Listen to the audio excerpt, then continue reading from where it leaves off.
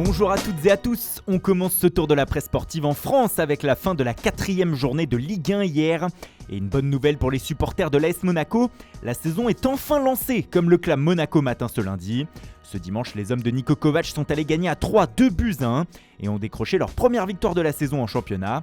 De quoi leur redonner un peu le sourire après l'élimination en barrage de la Champions League mercredi.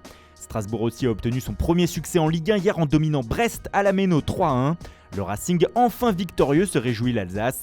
Ça continue d'aller bien également pour Clermont, 3e du championnat ce lundi, après un nouveau résultat positif contre Metz, de partout, alors que les Auvergnats étaient menés 2-0.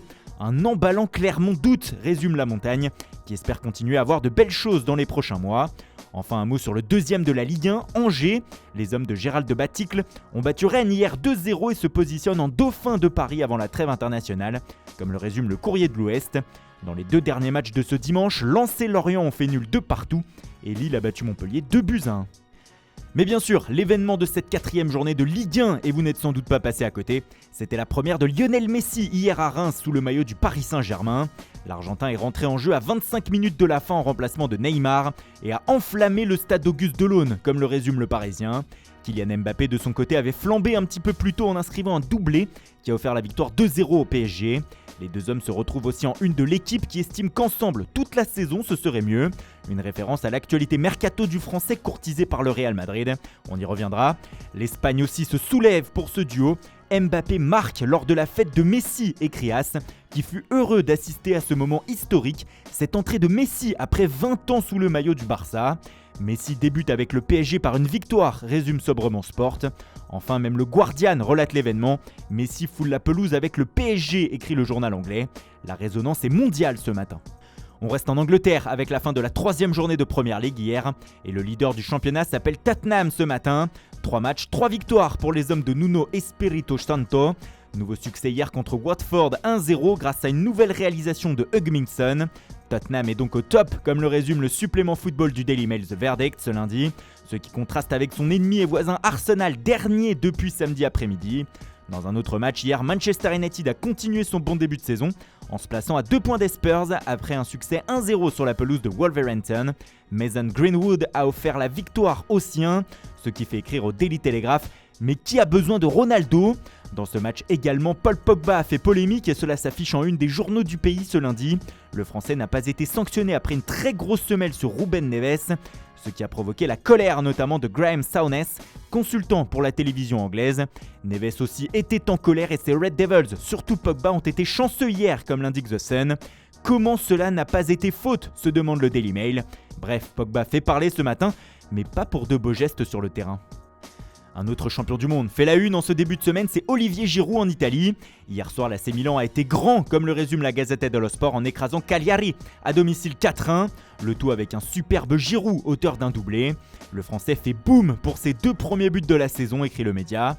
Super Giroud, chapeau Milan, s'enflamme en français dans le texte Le Quotidiano Sportivo. Giroud a abattu Cagliari avec 2 réalisations en 20 minutes. Et si le Milan a été grand hier, la Roma de son côté a été belle pour il Romanista. Victoire 4-0 des hommes de José Mourinho sur la pelouse de la Salernitana. Et les Romains qui s'installent dans le peloton de tête, comme le Napoli de Luciano Spalletti, victorieux 2-1 sur la pelouse du Genoa. Spalletti et Mourinho à la hâte, résume ainsi le Corriere dello Sport du jour. En Espagne, fin de la 3e journée également ce dimanche et le champion en titre, l'Atlético, a été accroché hier de partout par Villarreal. Et encore, les Colchoneros s'en sortent bien, eux qui sont allés chercher le point du nul à la 95e minute sur un CSC d'Aïssa Mandi. Un point de champion, résume El País ce matin. Les hommes de Diego Simeone font partie des 6 équipes à 7 points après 3 matchs. Il y a notamment le FC Barcelone dans le lot. Les Blaugrana ont galéré contre Retafe hier, succès 2-1, mais ils ont été sauvés encore une fois par Memphis Depay, auteur du but de la victoire, comme le titre Mundo Deportivo. Le néerlandais fait aussi la une de Sport qui estime que Memphis excite le Barça. Cependant, les Sportivos n'oublient pas que cela a été poussif et qu'il y a du travail pour les hommes de Ronald Koeman. À suivre donc. Et puis pour finir, on revient sur l'actu du Paris Saint-Germain et celle de Kylian Mbappé. À 2 jours de la fin du marché des transferts, le Français est toujours un joueur du PSG, comme on l'a vu hier à Reims. Pour Marca, le Real Madrid va tout faire pour le recruter jusqu'à la dernière seconde du mercato. Même si les merengues ont de plus en plus conscience que cela sera compliqué, Paris se montrant inflexible sur le dossier. Pourtant, selon le Corriere dello Sport qui estime que Mbappé a volé la vedette à Messi hier, il pourrait peut-être signer aujourd'hui avec le Real. De toute façon, c'est soit ce lundi, soit demain, ensuite il sera trop tard. Même chose pour Mauro Icardi sur les tablettes de la Juventus, mais selon la Gazzetta dello Sport, cela sera dur pour la vieille dame de signer l'Argentin.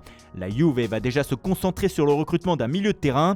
Cela devrait être Miralem Pjanic, mais une surprise de dernière minute, type Axel Witsel, comme l'indique Tuttosport, n'est pas à exclure. Bref, ça va encore bouger chez certains cadors européens.